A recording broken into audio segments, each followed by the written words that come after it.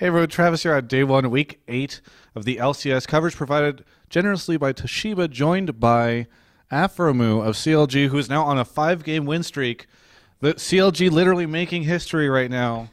As the Logic finally stopped being counter, are you just going to become Logic Gaming after this? No, because it's pretty counter logic that we're winning, right? Actually, that is next level.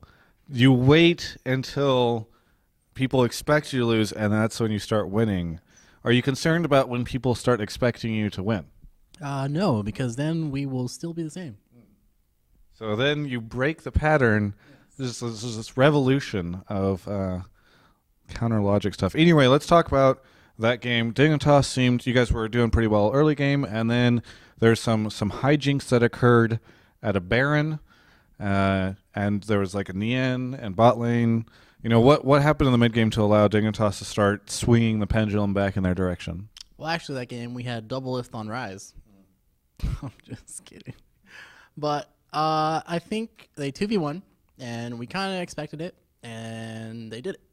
So we never really practiced 2v1 in scrims versus Ryze because everyone wants to 1v1 against it, see how strong it is, etc.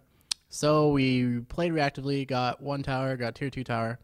And then really we just sat around for like 5 minutes. They did the first dragon, and Dexter died because we weren't supposed to contest dragon because we can't versus 5 people when Ryze is top. So that's when we realized that, okay, we can't fight these guys 4v5. So then we were playing mid game, blah, blah, blah. They come middle. I landed blind on a Aphromoo, and we engaged that team fight. And I'm pretty sure we misplayed the team fight horribly because they got 4 kills, and we got 1 or 2. And then right there, I realized that we're going to take this to late game, and we're just going to farm up and wait till Ryze gets strong with Nidalee. And then a couple 10 minutes later or so, they go to Baron. And this is when we have Ryze bottom, and Mundo TPs from bottom lane, doesn't get stopped. And I'm there too because I was going to kill Mundo with Ryze, so they couldn't do anything. And then he TPs the Baron, and Link gets a couple good spears off.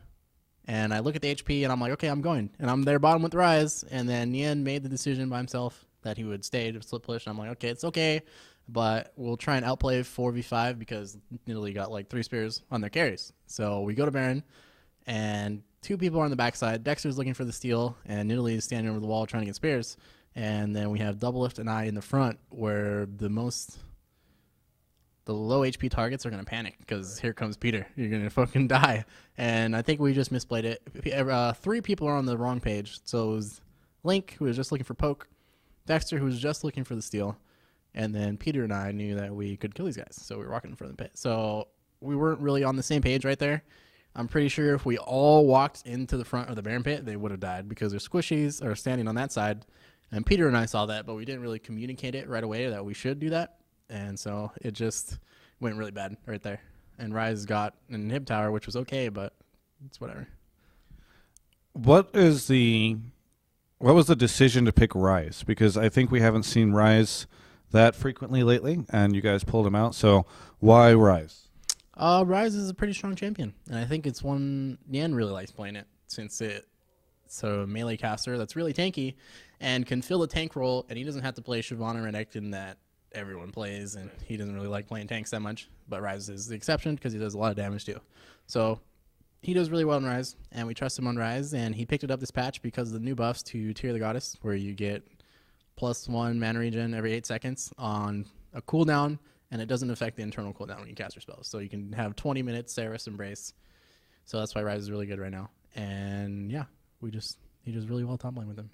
You think he's like a solid response to Shyvana Mundo after we've seen so much of these guys going head to head? Yes, because Shyvana Mundo is just a frontline sponge, basically, and Ryze can go toe-to-toe with that guy and kill him with Ignite. So, and against Shyvana, it's really good because Shyvana's going to dive your backline, and Ryze can just tear up their backline. So it's really good in that sense. Fair enough. And then you guys pulled out Morgana and the support role, who we've been seeing more of lately. Why do you think we're seeing so much Morgana? I mean, I know she's like a pretty good counter to Leona, for instance, but what is really causing her to surge up? Well, I knew Morgana was OP since Season 2 with Muffin Cutie. We ran Draven Leona. I recall the support Morgana. It's very funny. I feel like lately we've been seeing a surge of like the season 2 stuff, like Lulu mid and all this kind of stuff. Like, oh, so yeah, why Morgana, and then what maybe even why are we seeing some of these other guys like Lulu mid? Morgana has been really good since season 2. Basically, she's Blitzcrank on crack because her mana costs are so low that you can spam everything on cooldown, basically. And whereas Blitzcrank, you throw 2 spells and you're out of mana. But Morgana is basically Blitzcrank with longer CC and then magic shield that blocks anything. Like, it's ridiculous. So Morgana is probably top 4 supports right now along with Thresh and Ileana.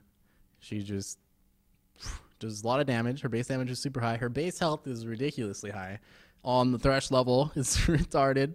And yeah, she just doesn't run But it's really good to pick because when you run a pick comp like we did, where you just pick people off, split push, out rotate them, Morgana is really good. And Black Shield is also really good, especially on Ryze, because Ryze can just do whatever he wants. Right. And also because of the new patch where Spell Thieves is like the other version of Targans, which are both support farming items instead of going coin. So, and Morgana is really good because she's ranged and high base health, high base damage, so she can lane just perfectly fine and go Spell Thieves and just proc it on her Tormented Soil for free. Yeah. So we're going to see a lot of AP supports now with Spell Thieves because you can just get super farm. Like that game, my Spell Thief, I think it had like almost 2k gold farmed on it by the time the game was over.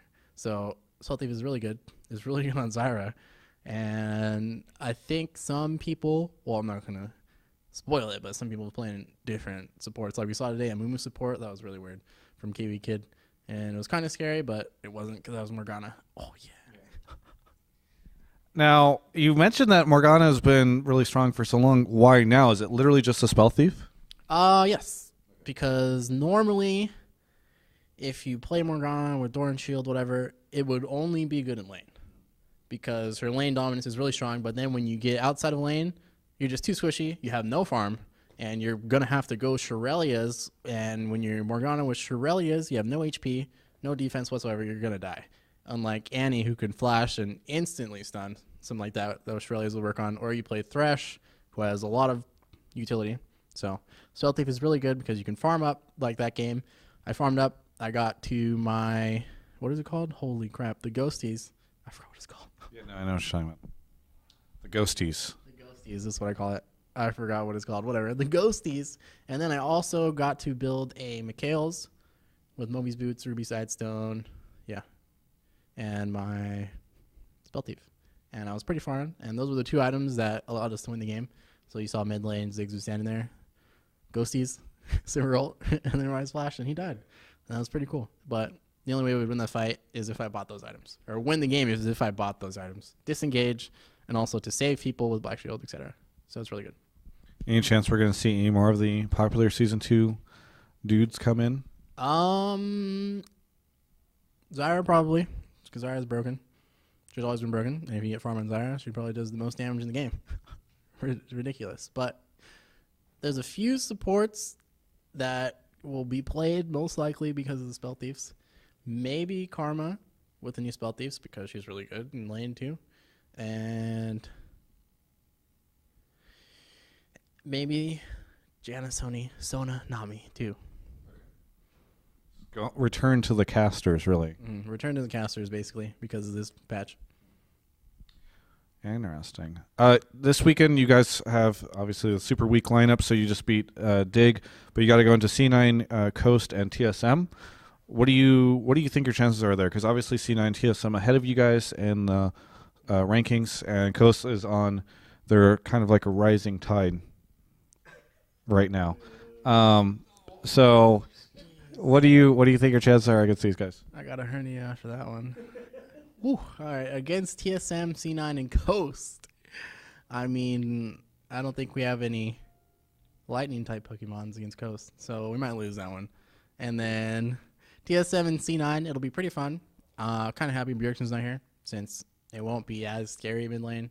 Now, was that Dexter calling in the contacts that he made while he was dealing with his stuff to sort of slow Bjergsen? Oh, yeah, definitely. When Dexter was in Europe, he said some other broad would come through and try to get his visa. So he's like, He's like, by the way, there's this other sketchy guy.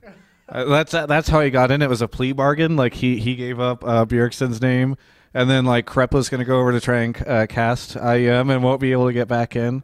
That's the plan. It was very smart. In Dexter's terms, he just says, "Give them the clap." Anyway, yeah. So you're happy Bjergsen isn't here. Yeah, TSM will be. I think TSM and C9 will still be tough. Reginald's still a really good middle from scrimming him, and he doesn't really get pushed around, so it'll be fun. But I'm not as scared since I know we're really confident in winning against TSM. And the last TSM game we played, we just had a lot of hiccups in people following through with calls or what we should do and whatnot, and it was really bad. And we just misplayed that game, which we probably should have won. And then versus C9, last game we played, it was a stomp because we out-rotated them, or I don't know what happened. We just out-rotated them, stomped them, and they weren't in the right position at the right time. They probably had an off day. But C9 will probably be the closest game for us this weekend. And then Coast, who's also doing really good, who's also 4-1, now 4-2 from last week. I think they'll be just like Dignitas.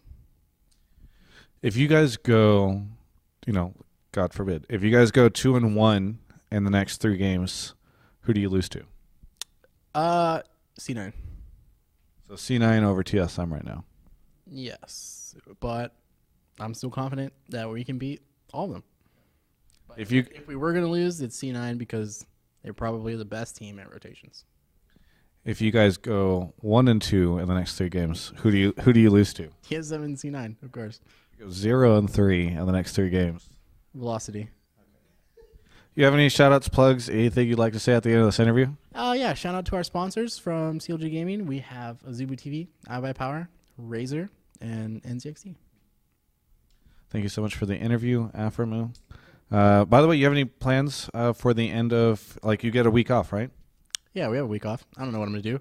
Really, I'm just focused on going 4-0 this weekend, which is what I want to do for CLG. And it'll be good for the fans as well, since we really want to win, and we're here to show that we're professionals. Well, thank you again for the interview. You can check out the rest of our coverage of CLG's ongoing struggle to go 8-0 at ongamers.com.